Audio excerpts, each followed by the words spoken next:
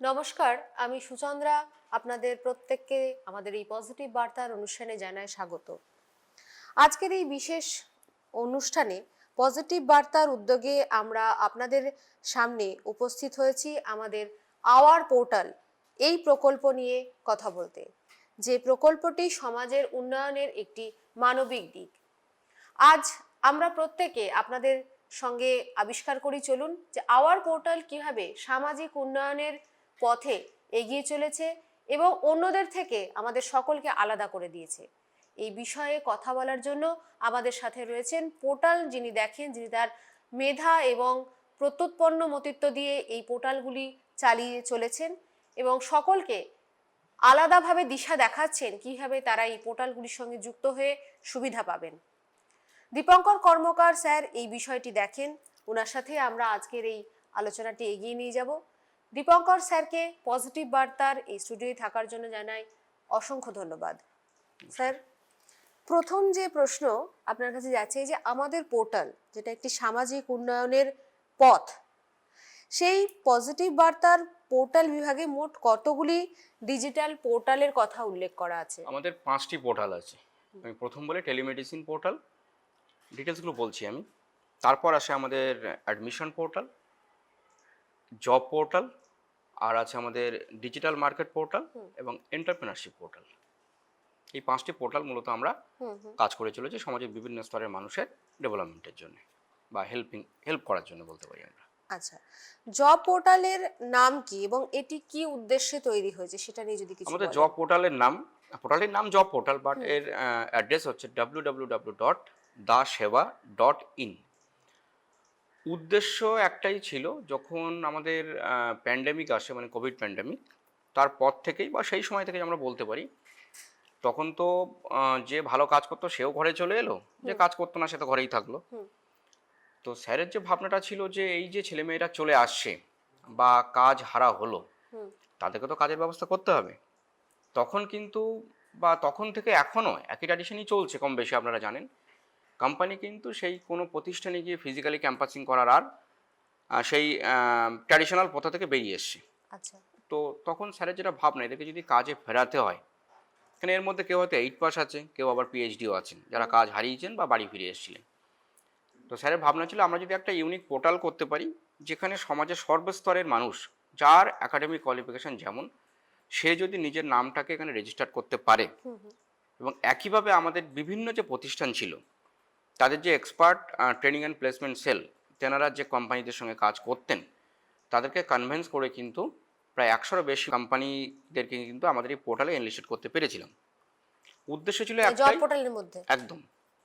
এবং প্রায় 30,000-এর মতো ছেলে মেয়ে কিন্তু নাম রেজিস্টার করেছিল বা এখনও অনগোয়িং প্রসেসে চলছে।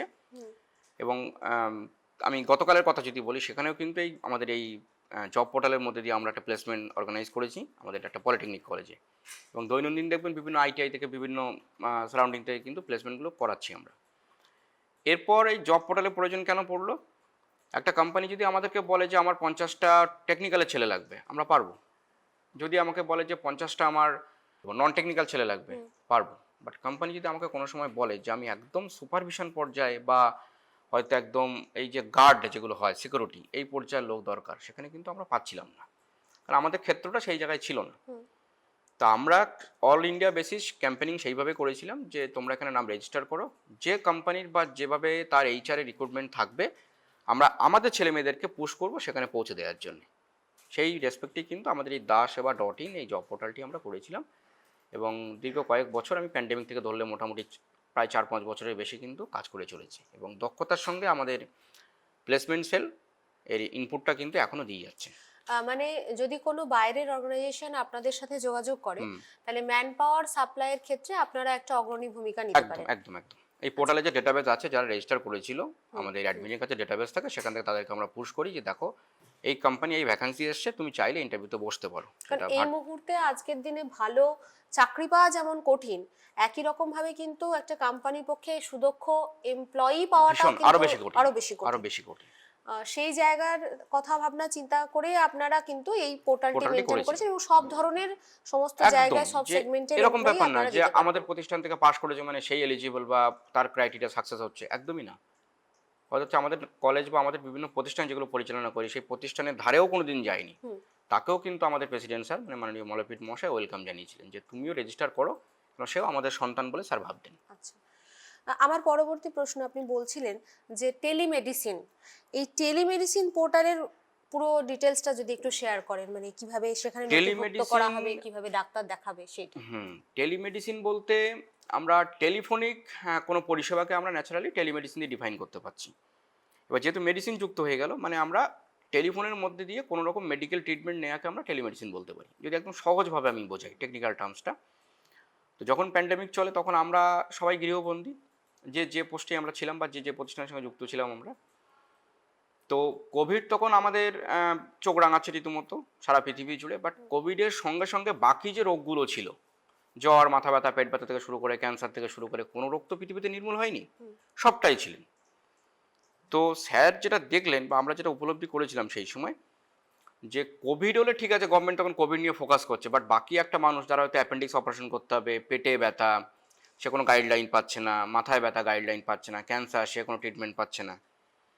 তো তাদের জন্য যদি আমরা একটা এরকম এই হেল্পলাইন মতো শুরু করি, আমরা প্রথমে ভাবনা এরকমই ছিল যে যদি আমরা করতে পারি, তাদেরকে যদি আমরা গাইড করতে পারি যে না একটা ডাক্তারবাবুকে দিয়ে যে তোমার এই সমস্যা তাহলে এটা হতে পারে, তুমি এইটা ট্রিটমেন্ট করতে পারো বা এটা জাস্ট তুমি ট্রাই করতে পারো, এইভাবে কিন্তু আমাদের টেলিমেডিসিনের ভাবনাটা আসে।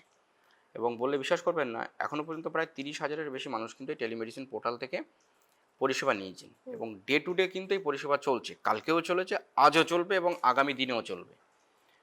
এখানে সিস্টেমটা কী আছে ম্যাডাম, পেশেন্ট তার প্রোফাইল ক্রিয়েট করবে, নাম, তার অ্যাড্রেস, তার হাইট, ওয়েট থেকে শুরু করে বেসিক ডেটাবেসগুলো ইনপুট করবে এবং একটু আগে যেটা বললাম জব পোর্টাল, একই রকমভাবে অল ওভার ইন্ডিয়ায় আমাদের প্রায় 100 ডাক্তারবাবু আছেন যারা একদম ফ্রি অফ কস্টে কিন্তু আমাদের এই টেলিমেডিসিন পোর্টাল থেকে মানুষকে পরিষেবা দেওয়ার জন্য আছেন। এবং ধরুন আমি ডাক্তার দেখাবো, আমি এই পোর্টালে নিজের নাম রেজিস্টার করলাম, আমার একটা কোয়ারি জেনারেট হলো যে আমি সাপোজ আমি মাথা ব্যথার জন্য দেখাতে চাইছি, তো আমার শিডিউল ভাগ করাই আছে কখন এই ধরনের ডাক্তারবাবু আমার অ্যাভেলেবেল থাকবেন, আমাদের এক্সপার্ট টিমরা আপনাকে নক করবে যে আপনি 3টের সময় অনলাইন থাকবেন, মানে গুগল মিটে থাকবেন, তো আমি আপনাকে কন্ট্যাক্ট করে নেব। ডাক্তারবাবু ওনার সঙ্গে এই গুগল মিটের মধ্যে দিয়ে কমিউনিকেশন করবেন এবং আমাদের যে টেকনিক্যাল টিম আছে, এক্সপার্ট টিম, তারা কিন্তু ডাক্তারবাবুর কথা মতো প্রেসক্রিপশন করে তাকে কিন্তু পিডিএফ ফরম্যাটে প্রোভাইড করবেন এবং সেই পিডিএফটাকে কিন্তু সে যে কোনো ফার্মেসি থেকে ওষুধ সে কিন্তু নিতে পারবে। এটা ছিল। এবং খুব একটা ইন্টারেস্টিং কথা বলি, পোর্টাল তো আমাদের কিছুদিন পরে এসেছিল, প্রথমে আমরা জাস্ট এই অনলাইনের মধ্যেই করতাম গুগল মিট, এবং যেনারা পরিচালনা করতেন ডাক্তারবাবু ব্যতীত যেনারা ছিলেন তারা কিন্তু সবই ছিল নন টেকনিক্যাল বা টেকনিক্যাল পার্সন, তাদের কিন্তু মেডিকেল সম্পর্কে কোনো ধারণা ছিল না। শুধু স্যারের জেদ এবং ইচ্ছা যে মানুষের পাশে আমি থাকবো, আমার যা ম্যান পাওয়ার আছে সেটা নিয়ে, তার জন্যই টেলিমেডিসিন পোর্টালের জন্ম। এবং এটির নাম হচ্ছে www.edocSMC.in। এই পোর্টালে আপনারা সার্চ করে দেখতে পারবেন, যেগুলো আমরা বলছি সবটাই কিন্তু আপনারা অ্যাক্সেস করতে পারবেন। আচ্ছা, আমার পরবর্তী প্রশ্ন আপনার কাছে, এই যে অ্যাডমিশন পোর্টালের মাধ্যমে শিক্ষার্থীরা এখান থেকে কি কি ধরনের সুযোগ সুবিধা পেয়ে থাকে? সুযোগ সুবিধা বলতে প্রথম যেটা বলবো, এরও একটা ভাবনা থেকে আসা আমাদের, যে প্যান্ডেমিকের সময় তো তারপর তো এই বিভিন্ন প্রতিষ্ঠানে ভর্তি হওয়ার ফ্লো অনেকটা হ্যাপাজার্ড হয়ে যায়, কমা বাড়া অনেক কিছুই হয়েছে। তো সেই আগে একটা পদ্ধতি ছিল, কোনো একটা প্রতিষ্ঠানে যখন আমরা ভর্তি হয়েছি বা তার পরবর্তীও আমরা দেখেছি, আমি 18-19 সাল পর্যন্ত বলছি আমি, যে গার্জিয়ান একদিন কলেজ ভিজিটে আসতেন, 4-5 জন এসে কলেজ ভিজিট করে সুন্দর করে সবটা বুঝে বাড়ি যেতেন। বাড়ি যাওয়ার পরে হয়তো সে সেখানে সিট বুক করতেন, এসে আবার ফিজিক্যালি বা অনলাইন করতেন, সেটা আলাদা বিষয়। বাট প্যান্ডেমিকের পর থেকে কিন্তু এই যে বেরিয়ে এসে আমি 5টা কলেজ দেখে আমি কলেজ চুজ করবো নিজের, সেই জায়গায় কিন্তু আর ছিল না। তো তখন স্যারের ভাবনা যদি আমরা একটা ইউনিক পোর্টাল করি যেখানে আমাদের সব রকম technical, non technical, medical, paramedical, pharmacy, nursing সব কলেজ যদি আমাদের এই পোর্টালে আমরা একটা ইউনিক ডিসপ্লে করতে পারি, যে সেই কলেজের ভার্চুয়াল ভিজিট করা, ভার্চুয়াল ভিজিট মানে কেমন, তার একটা কলেজের ভিডিও যদি আমরা এই পোর্টালে রাখতে পারি, আমার ইচ্ছা অমুক কলেজটা দেখার একবার আমি দেখে নিলাম, তার প্রোফাইল, তার ওয়েবসাইট আমি এখান থেকে পেয়ে যাচ্ছি, তার ফি স্ট্রাকচার, কখন কি পেমেন্ট করতে হবে, এক্সাম সিস্টেম কি, সবটাই কিন্তু আমি এই পোর্টালের মধ্যে থেকে পাবো। লাভ কী হবে? লাভ, কোনো স্টুডেন্ট বা গার্জিয়ান যদি ভর্তি হতে চায় তাকে কোনো ভায়া ইন্টারমিডিয়েট পার্সনের মধ্যে দিয়ে আসতে হচ্ছে না, তার ফিনান্সিয়াল ফ্রড হওয়ার কোনো চান্স থাকছে না, স্টুডেন্ট ঘরে বসেই জানতে পারছে তার কোর্স ফিস কত, তাকে কখন কি পেমেন্ট করতে হবে, এবং পুরো অ্যাকাডেমিক সারাউন্ডিংটা কিন্তু সে এই পোর্টাল থেকে উপলব্ধি করতে পারছে।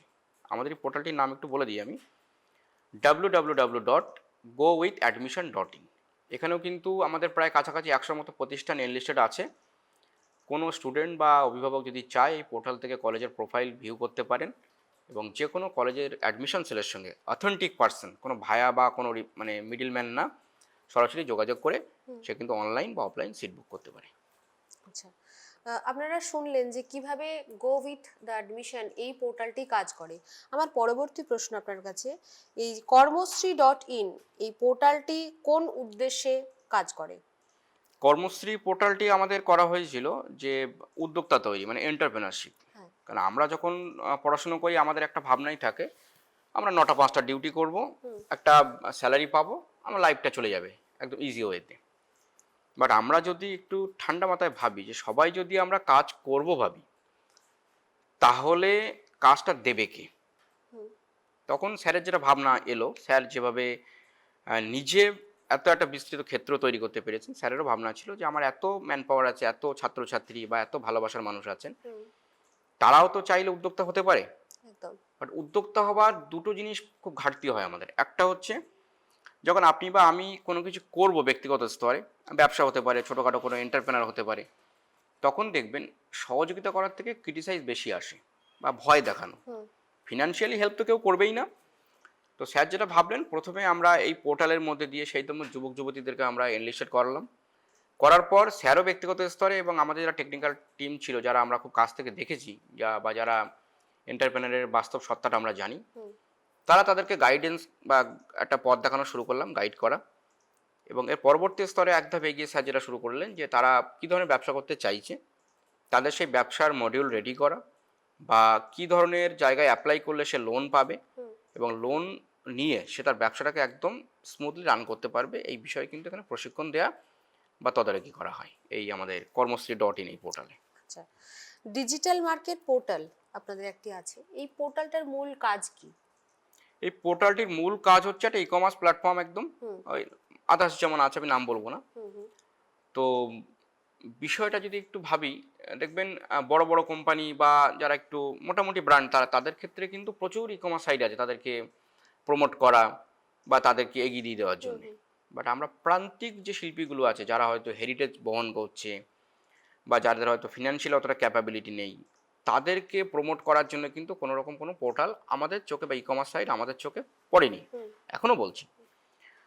তখন কোভিডের সময় যখন সবটাই বন্ধ, কেননা এমন এমন কিছু শিল্পকর্ম আছে যেগুলো হয়তো বিভিন্ন এই শীতকালীন সময় যে মেলা বা অনুষ্ঠানগুলো আমাদের সারা ভারতবর্ষ জুড়ে হয় বা পশ্চিমবাংলা জুড়ে হয়, এমন এমন শিল্প আছে বা শিল্পকর্ম আছে, মানুষ কিন্তু ওই 3 মাস বা 4 মাস ব্যবসা করে তার সারা বছরে সে উপার্জনটা করে নেয়। তো কোভিডে সবটাই বন্ধ, তখনই মানে পজিটিভ ভাবনা মানে তো মলয় স্যার, এর বিকল্প তো হয় না ওনার। তখনই উনি ভাবলেন যে যদি একটা পোর্টাল করি আমরা, সেখান থেকে ধরুন যিনি একটু কাঁথা স্টিচের কাজ করছেন বা যিনি হয়তো সুন্দর সুন্দর হ্যান্ডমেড ব্যাগ তৈরি করছেন বা ডোকরার কাজ যারা করছে, মাটির পুতুল যারা করছে বা হয়তো কোনো আচার তৈরি করছে, সে তখন সেই মুহূর্তে তার বাইরে গিয়ে বিক্রি করা সম্ভব ছিল না, কোনো অনুষ্ঠানে গিয়ে একটা বড় মার্কেট করে তার বিক্রি করা সম্ভব ছিল না। তো স্যারের উদ্দেশ্য ছিল যে আমি এক ঢিলে দুই পাখি মারবো। সেটা কীরকম, একটা পোর্টাল করে দিলাম আমি বা ই কমার্স প্ল্যাটফর্ম, ফ্রিতে সে তার প্রোডাক্ট ডিসপ্লে করলো, সে তার মানে সেলারের সঙ্গে ডাইরেক্ট সে কথা বলে, বায়ার দুজনের মধ্যে একটা কোলাবোরেশন হলো, তারা প্রোডাক্ট বিক্রি করলো। এখানে একটা জিনিস হয় যে একদম অথেন্টিক প্রোডাক্ট পাচ্ছে কম দামে, যেহেতু বারবার বিভিন্ন ভায়া বা হাত চেঞ্জ হচ্ছে না, সেক্ষেত্রে সে কম দামে পাচ্ছে জেনুইন প্রোডাক্টটা। এরপর ই কমার্স প্ল্যাটফর্মগুলো কী করে, আমাদের ব্যবসাটা কিন্তু বাড়ি বসে অনেকটা বাড়িয়ে দেয়, এটা আমাদের সবাই জানি আমরা। সে যেমন ব্যবসার ক্ষেত্রে তার মূলধনটা বৃদ্ধি পাচ্ছে, মানে বিক্রি বাড়লে তো মূলধন বাড়ছে বা তার মুনাফা বাড়ছে, আর মুনাফা তো কনভার্ট হয় মূলধনে যখন ব্যবসা আমাদের বাড়ে।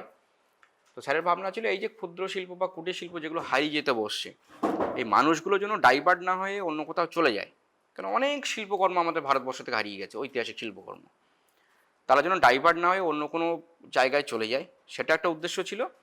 এবং সে জন্য তার ব্যবসার পরিসরটা বৃদ্ধি করতে পারে এবং ডেফিনেটলি আবার এর সঙ্গে আমি এন্টারপ্রেনারশিপ পোর্টাল অ্যাড করতে পারি। আমি ব্যবসার পরিসর বৃদ্ধি পেলে কিন্তু আজকে যে মানুষটা নিজে একা কাজ করছিলেন, তার যদি মূলধন বা তার যদি বিক্রি বাড়ে, সে কিন্তু একটা মানুষ হায়ার করবে, তাহলে অবশ্যই সেখানে তার কিন্তু কর্মসংস্থানের সুযোগ তৈরি হচ্ছে। এই বললাম শুরুতে এক ঢিলে দুই পাখি মারার এরকম ভাবনা থেকে কিন্তু আমাদের এই ডিজিটাল মার্কেট বা শান্তিনিকেতন ডিজিটাল মার্কেট, যার নাম হচ্ছে www.ecommerce.in। sdmarket.in এই পোর্টালটি আমরা শুরু করেছিলাম এবং কাজ হচ্ছে। এখন আপনারা দেখবেন পোর্টাল খুললেই আপনারা অনেক মানুষ যারা একদম ফ্রি অফ কস্ট এখানে প্রোফাইল ক্রিয়েট করেছেন, প্রোডাক্ট বিক্রি করছেন। এর মাঝখানে কোনো রকম কোনো অর্থনৈতিক কিন্তু আমাদের নেই। আচ্ছা, কোন দুটি পোর্টাল সরাসরি কেরিয়ার গঠনের সাথে সম্পর্কিত? কেরিয়ার গঠনের সঙ্গে দুটো বলছেন ঠিকই আছে। আমরা এসডি মার্কেট বলতে পারি, দাস সেবা মানে আমাদের জব পোর্টালও বলতে পারি। আমরা যদি চাই কর্মশ্রী বা এন্টারপ্রেনারশিপও কিন্তু আমরা অ্যাড করতে পারি। মানে তিনটে পোর্টাল? একদম তিনটেই হবে। আচ্ছা, মানে যারা আমাদের দর্শকরা আছেন তারা এই তিনটে পোর্টাল খুঁজলেই তারা কেরিয়ার গঠনে কিছু না যারা কিছু স্বপ্ন অবশ্যই পাবে, দেখছেন কেননা তারা এখান থেকে কিছু দিশা পাবে। একদম একদম 100%। আচ্ছা, powering your digital ring, taking your business ahead, এই স্লোগানটি কোন পোর্টালের সাথে আপনারা যুক্ত আমাদের করেছেন? ডিজিটাল মার্কেটের সঙ্গে যুক্ত আছে। আপনার প্রোডাক্টটা আপনার ডিজিটাল মার্কেটের মধ্যে আনুন, ডেফিনেটলি আপনি অনেক বড় ক্ষেত্র পাবেন, এটা আমাদের বিশ্বাস। আচ্ছা, মানে এসডি মার্কেটের সাথে? একদম SD market. If opportunity does not knock, build a door, এই উক্তিটি কোন পোর্টালের বার্তা? এন্টারপ্রেনারশিপ যেহেতু আপনি পোর্টাল। এত ভালোভাবে কাজটা করছেন, এন্টারপ্রেনারশিপ পুরোটা পোর্টাল। দেখছেন। আমি যখন কোনো কিছুই কাজ পাচ্ছি না, কোনো সহযোগিতা পাচ্ছি না, এন্টারপ্রেনারশিপ পোর্টালে আসুন। আপনাকে আমরা মেন্টাল কাউন্সিলিং করব, অর্থনৈতিকভাবে কোথায় গেলে আপনি সাপোর্ট পাবেন সেই বিষয়ে আমরা দিশা দেখাবো। পজিটিভ বার্তার আওয়ার পোর্টালগুলি কিভাবে সামগ্রিকভাবে সামাজিক উন্নয়নে কাজ করে চলেছে আপনি আমাদের দর্শকদেরকে একটু সংক্ষেপে জানান। একদম সামাজিকভাবে যদি কাজ করার কথা বলি, একদম প্রথম থেকে আসি। আমাদের জীবনে প্রথম উদ্দেশ্য হচ্ছে বাঁচার। তাহলে বাঁচতে গেলে সুস্থ থাকতে হবে, তার জন্য প্রয়োজন একদম বিনামূল্যে আমাদের টেলিমেডিসিন পোর্টাল। এরপর যদি আমি বাঁচতে চাই তাহলে আমাকে উপার্জন করতে হবে। উপার্জন করার জন্য দরকার হচ্ছে আমাদের জব পোর্টাল বা জব পাওয়া। তাহলে আপনি আসুন, দাসেবা.in-এ আসুন বা ডিজিটাল মার্কেটেও আসুন। যদি আপনি কোনো কাজ মানে ছোটো ছোটো কোনো যদি উদ্যোক্তা হন, আমরা প্রমোট হয়ে যাবে এখান থেকে। এরপর আপনি যদি অ্যাডমিশন পোর্টালের কথা ভাবেন, কোন কোর্স নিয়ে পড়লে কোন ছেলে মেয়ে সাকসেস হবে, এটা কিন্তু অনেক সময় অভিভাবকরাও জানেন না। তো সেটাকে প্রায়োরিটি দিয়ে যদি আপনি একবার অ্যাডমিশন পোর্টালে যদি আপনি নিজের চোখ রাখেন, তাহলে দেখতে পাবেন বিস্তৃত ক্ষেত্র আছে, যেটা প্রয়োজন বা আমাদের কাউন্সিলররাও আছে, বিনামূল্যে কাউন্সিলিং করে দেবে যে আপনার সন্তান তার সেই মেধা বা ইচ্ছাশক্তি নিয়ে কোন কোর্সে যদি সে পড়তে যায় তাহলে সাকসেস হবে, সেটাও কিন্তু আমাদের এই পোর্টাল পথ দেখাবে। এরপর তো এন্টারপ্রেনারশিপ পোর্টাল বললাম, কিছুই হচ্ছে না, তুমি উদ্যোক্তা তৈরি হও, তুমি সবার জন্য কিছু করো। তো ডেফিনেটলি সর্বস্তর সুস্থ থাকা, শিক্ষিত বা ঠিকঠাক পথে শিক্ষা লাভ করা, কাজ পাওয়া এবং মানুষকে কাজের জায়গাটা আরও প্রমোট করে দেওয়া থেকে শুরু করে নিজে উদ্যোক্তা, কাজ নেই আমি নিজে কাজের ক্ষেত্র তৈরি করব। তাহলে আপনি যদি লিঙ্ক আপ করেন, ভালো থাকার জন্য নিজে এবং সমাজ, এই 5টি পোর্টাল কিন্তু ইন্টারলিঙ্ক। খুব সুন্দর আমাদের এই আলোচনাটি হলো।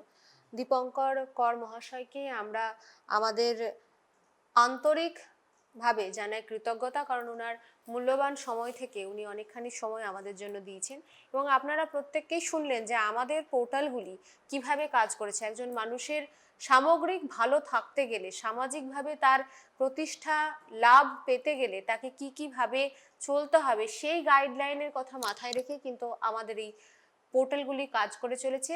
আপনাদের প্রত্যেকের কাছে একান্ত অনুরোধ রইল যে আপনারা এই পোর্টালগুলি দেখুন এবং সেখানে নিজের এবং নিজের প্রিয়জনের নাম নথিভুক্ত করুন এবং সমাজ গঠনে একটি ভূমিকা নিন। সকলে ভালো থাকবেন, পজিটিভিটির সঙ্গে থাকবেন। নমস্কার। নমস্কার।